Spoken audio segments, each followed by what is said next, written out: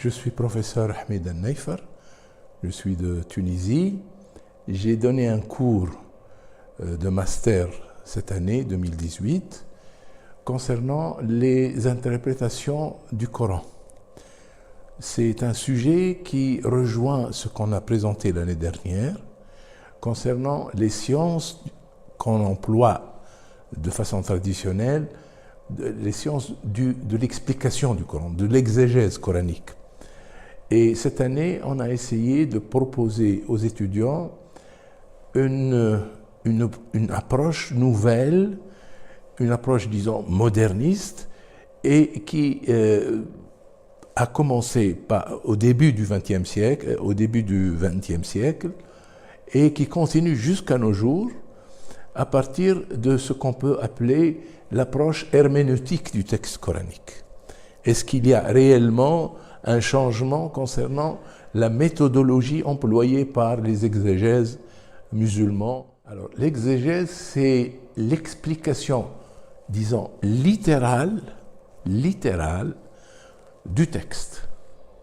Nous avons un texte, il a un sens littéral. C'est ce que existait avant. Donc, pratiquement, c'est une idée qui provient du principe de l'unicité de la vérité. La vérité, il n'y a qu'une seule vérité, et que le texte est là pour la présenter. Ça, c'est l'exégèse classique. L'herméneutique, c'est différent. Le texte propose une forme de vérité que le croyant peut atteindre, mais qui ne peut pas prétendre pouvoir dire que c'est la seule présentation de la vérité.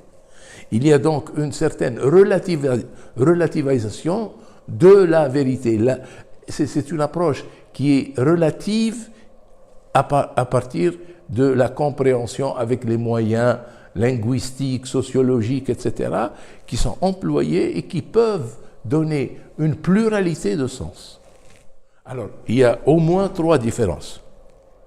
Il y a l'exégèse moderne par rapport au classique, c'est l'herméneutique, disons, moderne par rapport à l'exégèse classique, c'est qu'il emploie un genre de science qui n'était pas considéré comme faisant partie des sciences exigées par le mufassir, l'exégète. Donc, par exemple, dans le classique, vous devez connaître uniquement la langue, la rhétorique, l'histoire du texte uniquement.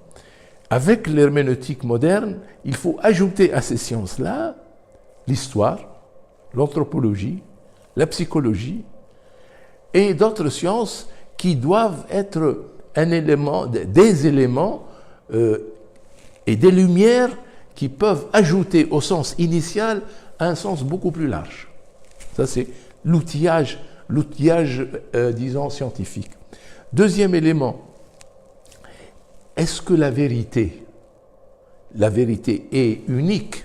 Si elle est unique, est-ce qu'on peut prétendre qu'on peut arriver à se la procurer?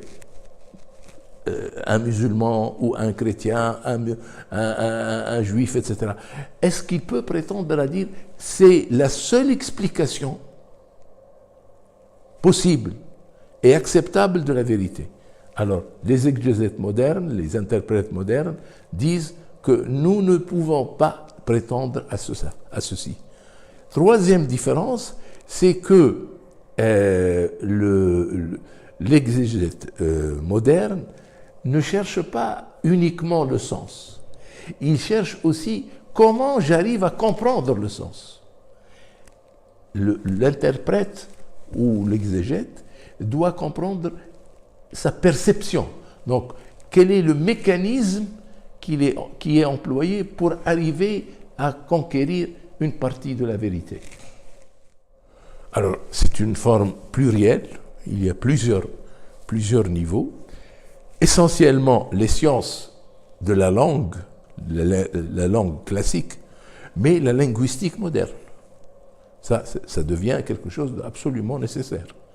Il y a aussi le côté anthropologique. On ne peut pas comprendre un texte qui a été révélé il y a 14 siècles ou 15 siècles sans comprendre les circonstances anthropologiques de l'époque, c'est-à-dire comprendre le texte dans son contexte historique. Donc il y a cet élément historique et anthropologique qui devient absolument nécessaire. Et troisième élément qui est absolument nécessaire, c'est la psychologie, c'est-à-dire un texte qui se dirige vers l'homme, il doit prétendre pouvoir comprendre ces mécanismes psychiques pour pouvoir atteindre son essence humaine. Ça c'est essentiel. Si on aborde l'exégèse moderne avec ce que je viens de vous citer, c'est toute forme de radicalité recule de façon essentielle. Parce que qu'est-ce que la radicalité, la radicalisation? C'est croire qu'on a la possibilité d'acquérir la connaissance réelle et finale.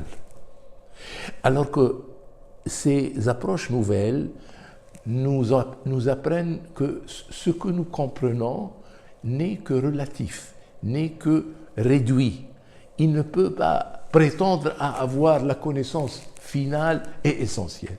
Donc on devient beaucoup plus humble, beaucoup plus comprenant de l'autre qui est différent, qu'il soit croyant ou non croyant, et de là, il y a une possibilité d'une vie commune, d'une vie de tolérance et de communauté et de solidarité. Absolument. Et c'est d'ailleurs pourquoi on a choisi cette année de travailler, puisqu'on travaille sur l'islam actuel, donc on prend en considération les problèmes qui sont posés dans le monde moderne, avec la montée des extrémistes violents qui refusent de comprendre la démarche des autres, qu'ils soient musulmans ou non musulmans. Donc ils veulent faire ce qu'on peut appeler la table rase, ils veulent refuser tout le monde. L'exégèse moderne apprend aux croyants comme aux non-croyants quelles sont les différentes possibilités pour accéder à une forme de vérité. Quelle est la possibilité de l'homme à arriver à acquérir la vérité ou une forme de vérité qui lui permet de vivre avec les autres dans une certaine solidarité. Certainement, il y a une seule vérité. Mais le cheminement vers cette vérité n'est pas unique. C'est comme quelqu'un qui monte une montagne, celui qui monte du côté de ce côté-là et celui qui monte de l'autre côté vont se rejoindre, mais ils font un cheminement différent. Et il faut respecter cette différence.